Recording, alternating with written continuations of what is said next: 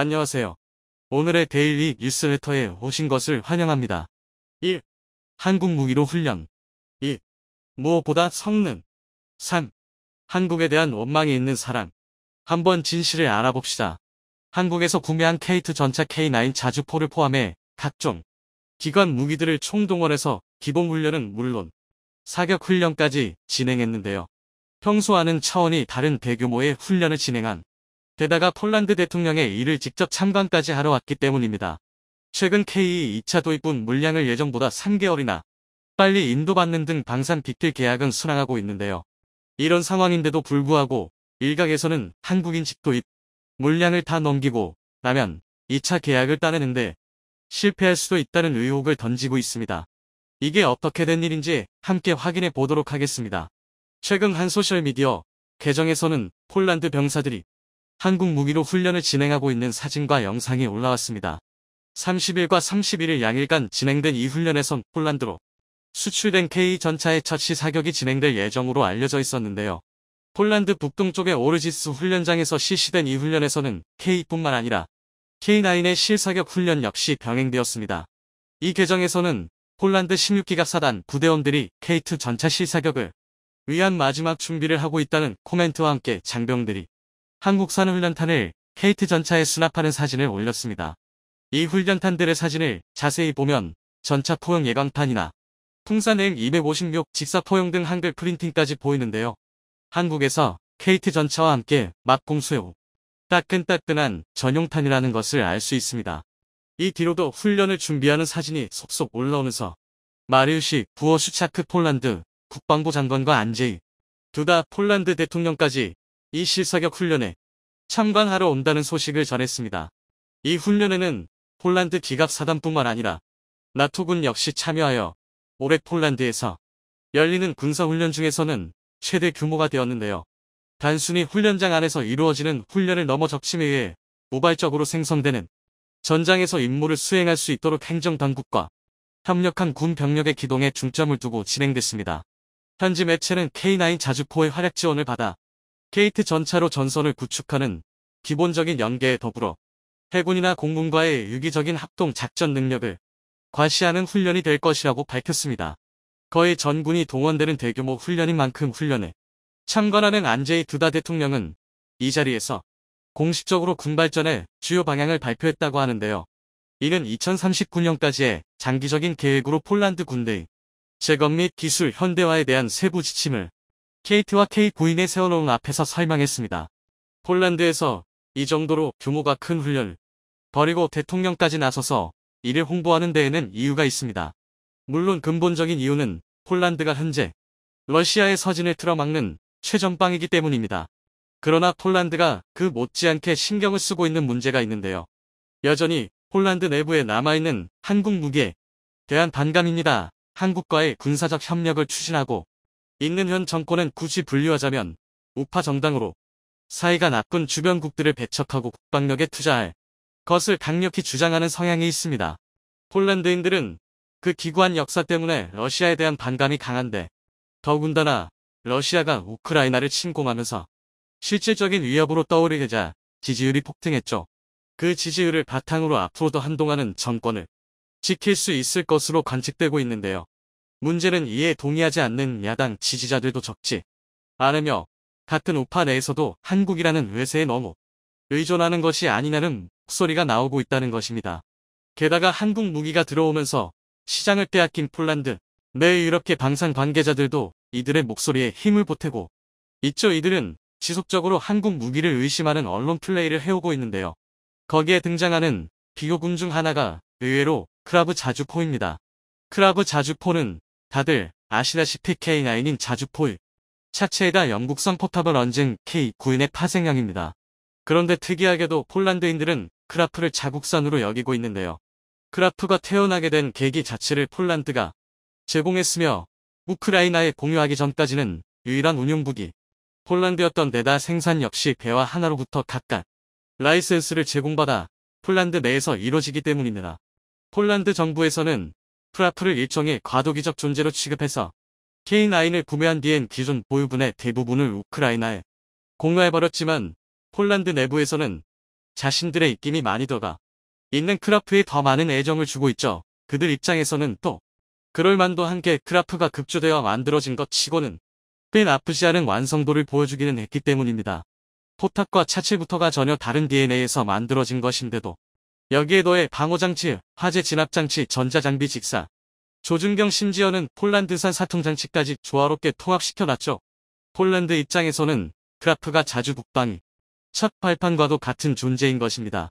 하지만 이런 논의에서 흔히 뒷전으로 물러나는 요건이 있죠. 바로 가격입니다.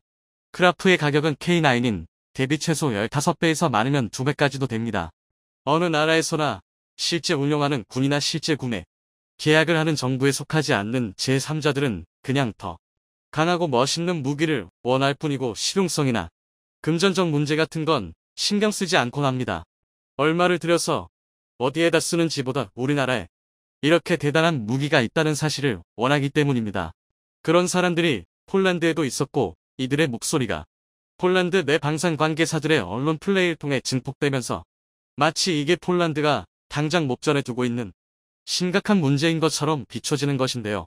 이런 분위기가 언론에 보도되고 한국으로 전해지면서 다소 화전되어 심지어는 K9의 2차 계약이 무산될 위기에 처했다는 루머까지 퍼졌습니다. 이는 내용이 자극적일 뿐이고 현지의 일부 여론 외에는 별다른 근거가 갖춰지지 않은 엉터리 주장입니다. 당장 크라프의 포탑은 B사에서 단종시킬 예정이고 하나도 현지에 생산 기지가 생기는데 굳이 크라프의 차체 라이센스를 별개로 유지해줄 이유가 없습니다. 이들의 주장대로 K9의 2차 계약이 물거품이 되고 폴란드가 앞으로도 크라프를 사용하려고 해도 자기들끼리는 만들 방도가 없는 것입니다. 이 문제들을 해결하는 논거가 없다면 폴란드가 K9 계약을 폐기한다는 주장은 그냥 폴란드가 자주포 없이 러시아와 맞선다고 하는 것과 마찬가지입니다. 코앞의 침략자 때문에 국가의 명운이 경각에 달려있는 폴란드가 그런 말도 안 되는 선택을 할 턱이 없죠. 당연히 이런 루머가 퍼지든 말든 폴란드와의 협력은 순조롭게 진행되고 있습니다. 지난 3월 초에는 케이트 전차의 현지 생산업체가 선정됐습니다. 레오파르트 시리즈의 창정비 및 개량 차를 현 장갑차의 생산 경력이 있는 폴란드 현지 군수업체 WZM사가 선정됐는데요. 이를 기념하는 자리에는 마리우시 부아슈차크 국방장관을 비롯한 폴란드 군의 핵심 인물들이 동석하기도 했습니다. 그리고 이 자리에서 케이트 전차가 시간이 지남에 따라 폴란드뿐만이 아니라 더 많은 나토의 군대에 판매할 수 있을 것이라 확신한다며 공개적인 지지 선언을 하기도 했죠. 지난주에는 북동부 벵고르 제보에 주둔하고 있는 제11포병연대에서 K9 자주포의 운용자 교육이 진행됐습니다. 개발사인 하나 에어로스페이스의 직원들이 직접 부대를 찾아 폴란드 군인들에게 2주 동안 K9의 운영 및 유지 보수 노하우를 하나부터 10까지 가르쳐줬다고 하죠. 여기 참여한 하나에어로스페이스의 개발자들은 여독과 경로로 지쳐서 초췌한 낯빛을 띠고는 있었지만 폴란드 포병들을 바라보는 눈빛만은 빛나고 있었습니다. 폴란드는 현재 한국 외에도 미국 등 여러 나라에서 무기를 사모으고 있는데 지금으로선 한국만큼 순조롭게 납품이 지켜지고 있는 나라가 없습니다. 폴란드 측에서도 어느 정도의 지연은 감안하고 있었던 터라 한국의 철저한 납기 준수는 폴란드 군이 생각보다 여유롭게 전력을 확충할 수 있는 계기가 되었습니다. 폴란드는 올 8월 미국으로부터 구매한 에이브람스 전차가 인도되면 비로소 육군의 새로운 전차 병력 편제가 가능해집니다. 그래서 8월 15일에는 폴란드 육군의 날에 맞춰서 에이브람스와 K2K9까지 참여시켜 기갑 전력을 과시하는 열병식을 열겠다고 밝혔는데요. 열병식 후 얼마 지나지 않아서는 에어쇼를 개최해서 한국으로부터 최초로 인도받은 FAU-10GP가 폴란드 공군 라운드를 날개에 새기고 첫 비행을 선보일 예정입니다. 한국과 맺은 계약이 위태롭다면 이런 계획이 세워질 턱이 없겠죠. 이번에 폴란드가 대규모 훈련을 하면서 국방부 장관 등 유력 인사도 모자라서 대통령까지 등판에 참관에 나선 것은 이러한 자잘한 논란을 종식시키기 위함이라는 분석도 있습니다. 멀쩡하게 잘만 진행되는 사업을 흔들 만한 목소리를 직접 나서 철회하겠다는 것이죠. 최근 들어 놀라운 성장을 보여주고 있는 한국. 방산하지만 이렇게 장사가 잘 되다 보면 이처럼 그것을 시기하고 끊는 무리도 생기기 마련입니다. 하루아침에 나타난 한국 한태 시장을 죄다 빼앗겼는데 자기들은 품질의 한계로 한국과 경쟁도 못 해보기 때문에 꿀이 날 만도 하죠. 폴란드에서의 이런 논란은 시간이 지나면서 폴란드 K8와 K9인의 생산시설이 자리 잡게 되면 자연히 종식될 것입니다. 한국의 라이센스 기술 이전 정책은 마케팅에 도움이 되기도 하지만 판매국의 토종 방산업과도 좋은 관계를 유지하려는 깊은 생각이 담겨 있기 때문입니다. 무기를 거래한다는 것은 다른 의미로 말하자면 군사 동맹을 맺는다는 것, 기술 유출의 우려가 꾸준히 언급되는데도 한국이 무기 수출국한테 적극적으로 라이센스를 추천하는 것은 미국 항공기 제조사 보잉과 1,300억 원 규모의 계약을 체결했다는 기사가 올라 큰 화제를 모으고 있습니다. 이 소식을 접한 네티즌들은 이제 한국의 항공산업 또한 한류 열풍에 합류하게 되었다며 축하의 메시지를 보냈습니다. 카이는 보잉과 B777스, B787 등 5개 기종의 착륙 장치에 들어가는 14종의 주요 기체 구조물을 보잉사에 생산 및 공급하게 된다고 밝혔습니다. 이번 계약은 2030년까지로 카이는 외부 압력과 항공기 자체 중량을 견디는 버팀대와 지지대, 회전축 등의 구성품을 생산할 예정입니다. 그래서 카이는 이번 계약으로 국내 항공우주 산업의 경쟁력을 높이는 동시에 국제시장에서의 입지를 확장하는 데 주력할 예정인데요. 이를 위해 카이는 28일부터 호주 멜버른에서 열리는 아발론 국제 에어쇼 2023에 참가할 예정입니다. 카이는 이번 에어쇼에서 FAU-10 경공격기를 비롯해 KF-21 전투기, 소형 무장 헬기 등을 전시하며 최근 연이은 수출로 경쟁력이 입증된 국산 항공기를 오세아니아 시장으로 확대한다는 계획을 세우고 있습니다. 특히나 최근 호주 공군도 최신 항공전력 확보를 위한 차세대 전술 입문기 획득을 검토하고 있으며 여기에 한국 항공기에도 높은 호감을 보이는 것으로 알려져 말레이시아에 이어 수출 계약으로까지 이어질지 관심이 쏠리고 있습니다. 한편 아발론 에어쇼를 앞둔 우리 공군의 블랙이글스팀은 호주 공군 특수비행팀 룰렛과 함께 우정비행을 펼치며 국산 항공기의 우수성을 알렸습니다. 우정비행을 마친 룰렛 팀장 마크 캐리치 소령은 블랙 이글스 TO-10B 항공기를 직접 타보며 함께 비행한 소감을 밝혔는데요. 캐리치 소령은 이번 비행서 함께한 한국 항공기를 비추어 볼 때 대한민국의 항공기술력이 선진국 반열에 올라섰다는 것을 증명하는 것 같으며 이를 토대로 개발되고 있는 KF-21 또한 수많은 고난 끝에 한국이 이루어낸 성취라는 것도 알고 있어서 믿을 수 없을 정도로 놀라운 발전을 하고 있는 것 같다는 찬사를 보냈습니다. 한편 호주 국방부는 카이에서 개발 중인 차세대 국산 전투기 KF-21 구매를 희망하고 있는 것으로 알려졌습니다. 지난 25일 현지 언론 보도에 따르면 피터 더튼 호주 국방부 장관은 최근 자국 의회 연설에서 한국산 KF-21은 호주의 미래 공중전을 위한 최적의 플랫폼이라며 적극적인 관심을 표명했습니다. 또한 그는 우리 정부 측에 양국 간 파트너십 강화를 제안할 계획이라고 밝혔습니다. 이와 관련해 카이 측은 아직 공식적으로 제안받은 사실은 없다면서도 제안이 온다면 긍정적으로 검토할 수 있다고 입장을 내놓았습니다. 현재 호주는 중국 및 러시아와의 외교적 마찰 때문에 공군 전력 강화 필요성이 제기되고 있는데 이를 해결하기 위해 KF-21 전투기도 선택사항에 해당한다는 것입니다. 이와 더불어 더튼 장관은 이미 검증된 최고의 전투기 F-35 추가 도입 또는 다른 국가들과의 파트너십 구축 여부를 검토하겠다고 밝혔습니다. 만약 호주가 앞으로 KF-21을 선택한다면 아시아 태평양 지역에서의 군사력 균형 유지 및 중국과 러시아 견제 차원에서 큰 의미가 있을 것으로 보입니다. 이제는 전투기를 떠올리면 자연스럽게 KF-21 전투기까지 이어지는 것을 보면 그 기대치가 얼마나 큰지 알 수 있는데요. 이처럼 한국의 항공기들은 아시아에서뿐만 아니라 세계 시장에서까지 두각을 나타내고 있습니다. 한국의 KF-21 보람의 전투기는 상반기 CJ-4호기에 이어 CJ-5호기까지 시험 비행을 앞두고 있으며 점차 한반도 상공을 수호할 자질을 갖추고 있습니다.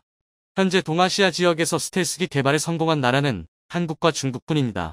하지만 중국의 제20 스텔스기는 러시아 스텔스기 기술을 가져와서 만든 것으로 사실상 한국의 스텔스기 개발 분야에서 선두에 서 있는 것으로 볼 수 있습니다.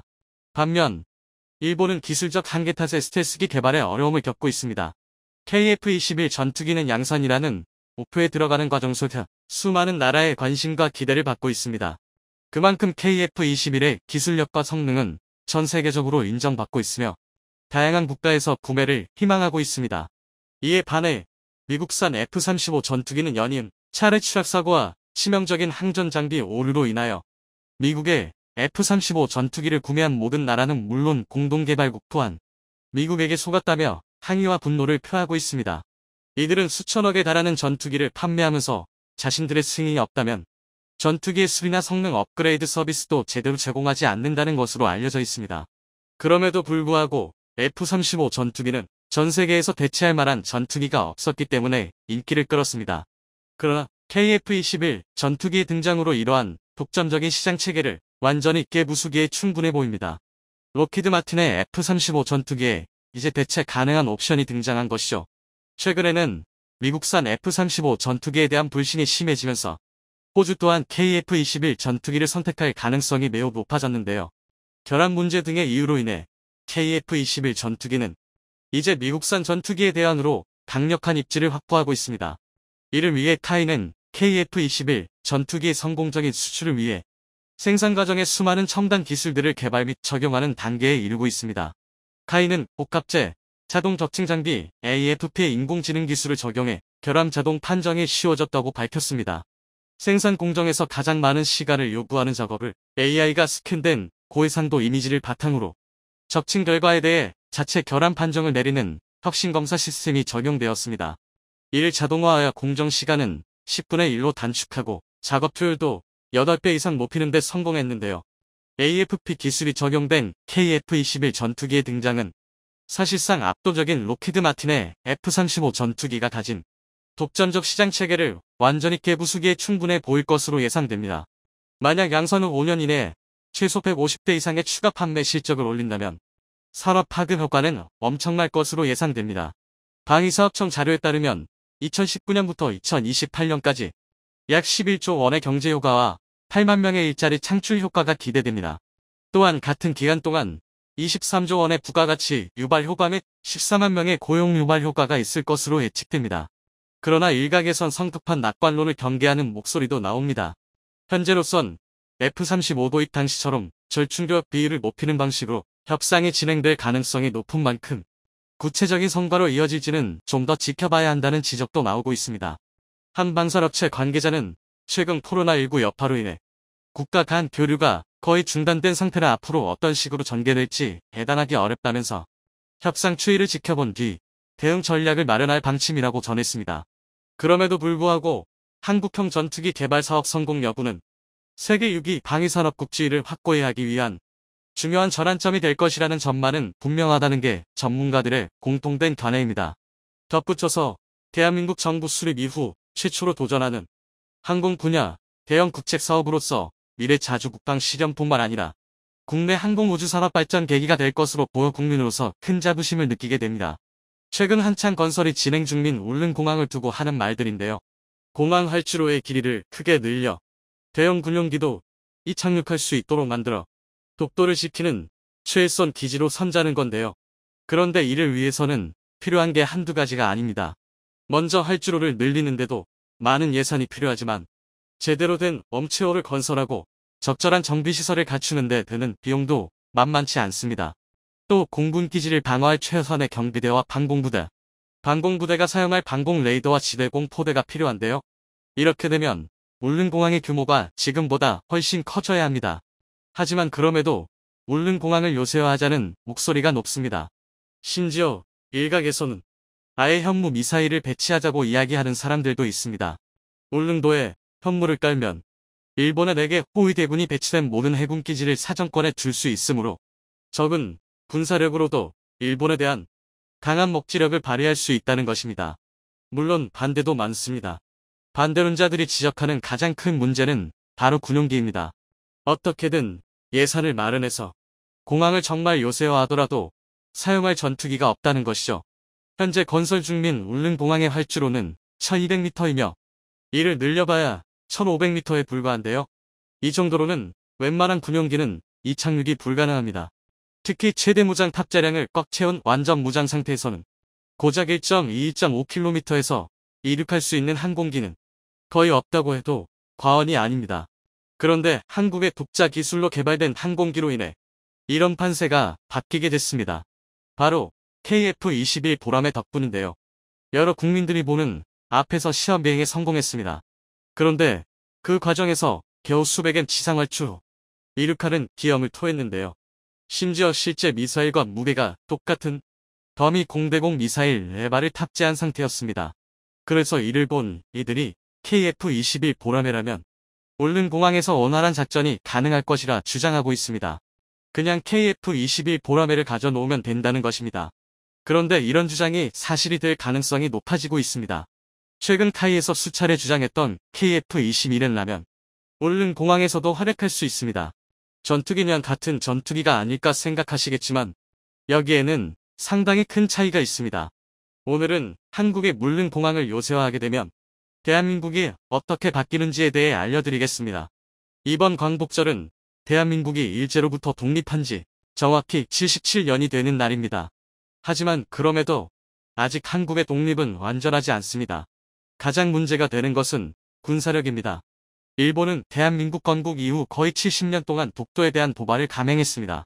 2019년에 있었던 초계기 도발 역시 독도 인근에서 일어난 도발이며 최근 일본 수상 기시다 역시 지지율이 떨어지자 독도부터 들먹였습니다. 독도의 영유권을 일본이 갖는다는 주장이 담긴 2022 담의백서를 국무회의에서 승인했는데요. 일본이 자랑하는 해상자위대와 이를 보도할 항공자위대가 독도에 투입할 수 있는 전력이 한국을 압도하니 무슨 말을 해도 덤비지 못할 것이라 생각한 것입니다. 즉 우리의 독도를 자신들 정치도구로 자기 입맛대로 꺼내 쓰겠다는 것입니다. 하지만 애석하게도 아직까지 일본 해상자위대가 우리 해군보다 강한 것이 현실입니다. 특히 동해를 담당하는 해군 1함대의 전력은 독도를 공격할 수 있는 일본 제3호위대군에 비해 전력이 크게 모자랍니다. 1함대는 두 척의 광개토대왕급 구축함을 중심으로 울산급 한 척, 인천급 한 척, 대구국 두 척, 호암급 세 척 등 총 9척의 대형 전투함을 운용 중입니다. 그러나 이 중 울산급 한 척과 포항급 세 척은 개함방공이 불가능하고 타격력도 거의 없는 구식함입니다. 북한의 통통배를 상대한다면 몰라도 일본 해저대를 상대로는 사실상 한국 해군이 제대로 싸워보기 전에 패할 수도 있습니다. 또 광개토 대왕함도 문제입니다.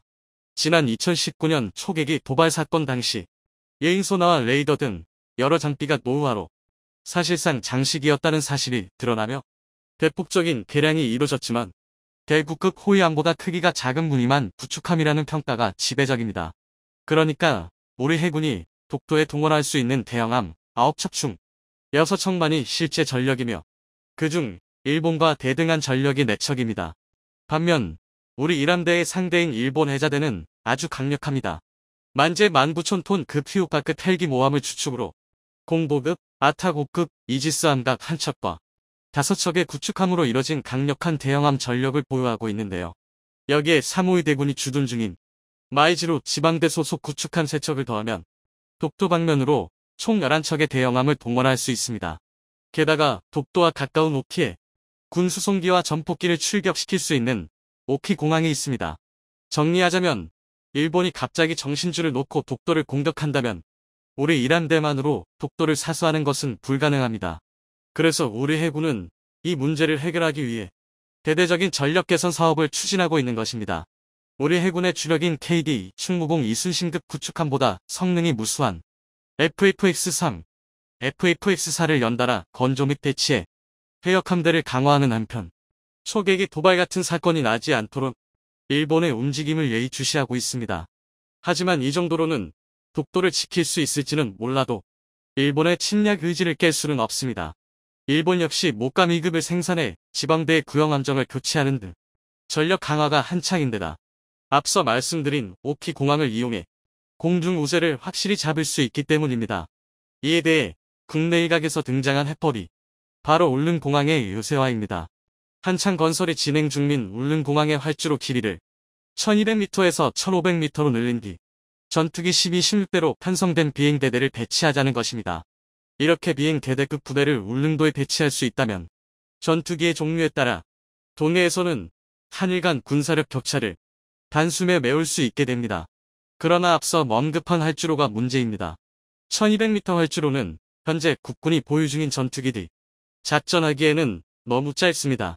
최대 탑재량보다 적은 양의 무장만 탑재하고 이륙하거나 비상 착륙하는 것 이상의 작전을 수행하기 어려운데요.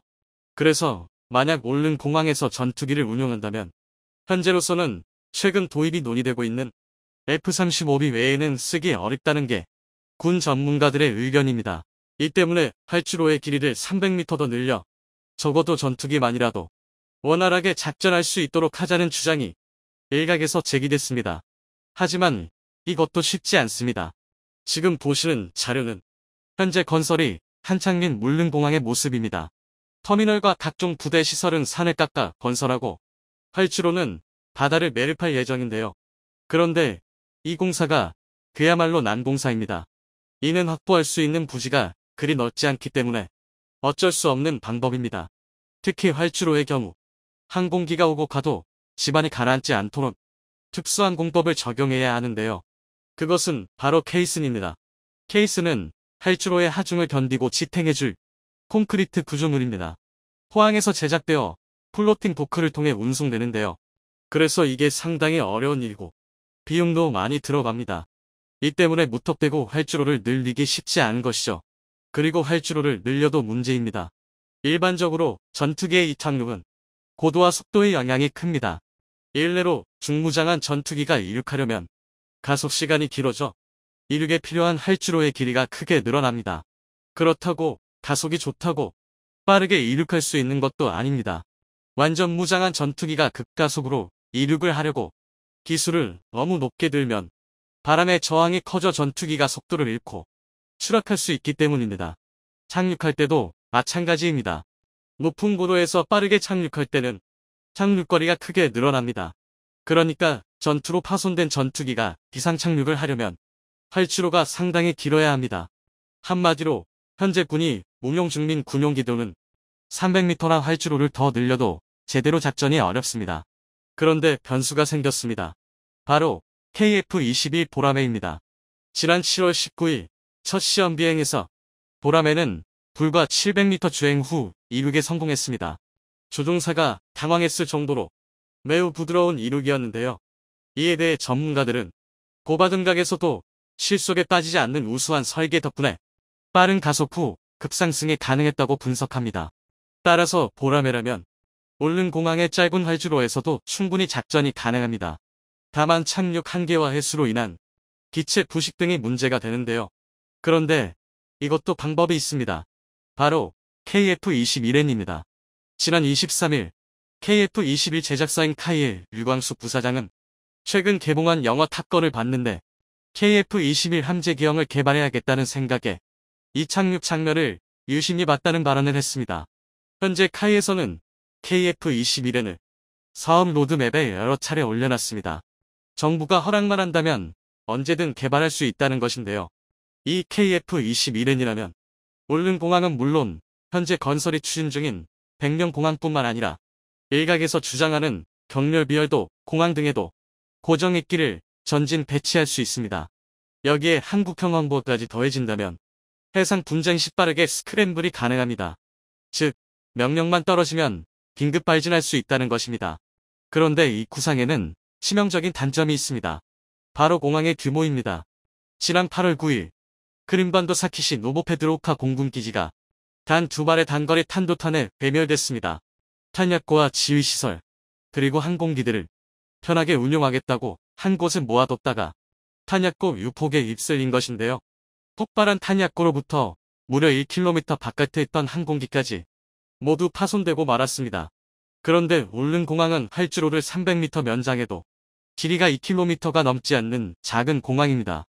당면이 전투기를 보관할 경납고와 폭탄을 저장할 탄약고, 정비창을 건설하려면 아무래도 공간이 모자라다 보니 몰아서 지을 수밖에 없습니다. 이렇게 되면 미사일 한 방에 무력화되는 대참사가 일어날 수도 있습니다.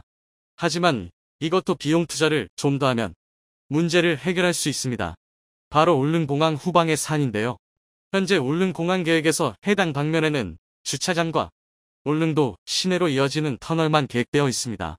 여기에 탄약고를 집어넣고 공항 남쪽에 전투기를 사용할 엄체호와 정비창을 건설한다면 최대 16대 정도의 고정익기는 충분히 운용할 수 있게 되는데요.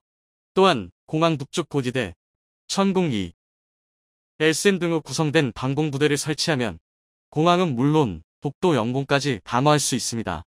이렇게 되면 그야말로 완벽한 독도 방어 요새가 완성되는 것입니다. 최근 언론을 통해 현무 5라고 공개된 사거리 600km의 6톤 탄두로 구성된 포대를 1-2개 포대 정도만 울릉도에 배치하면 엄청난 억지력을 얻을 수 있습니다. 북쪽으로는 유사시 남하할 중국군을 타격할 수 있고 남쪽으로는 일본의 호위대군의 모항을 타격할 수 있게 되는데요. 그 중에서도 남쪽 일본에 대한 억지력이 아주 강력해집니다. 사거리 600km면 독도를 직접 포위할 수 있는 일본의 3호위대군이 위치한 마이지로뿐 아니라 사세보의 2호위대군, 구례의 4호위대군을 타격할 수 있습니다. 이렇게 울릉공항을 요새화하면 일본의 그 잘난 해자대가 감히 우리 바다에 접근조차 못하게 할 수 있습니다. 한마디로 울릉공항을 완전히 요새화할 수 있다면 지긋지긋한 일본과의 독도 분쟁을 끝낼 수 있는 강력한 요새를 대한민국이 보유하게 되는 것입니다.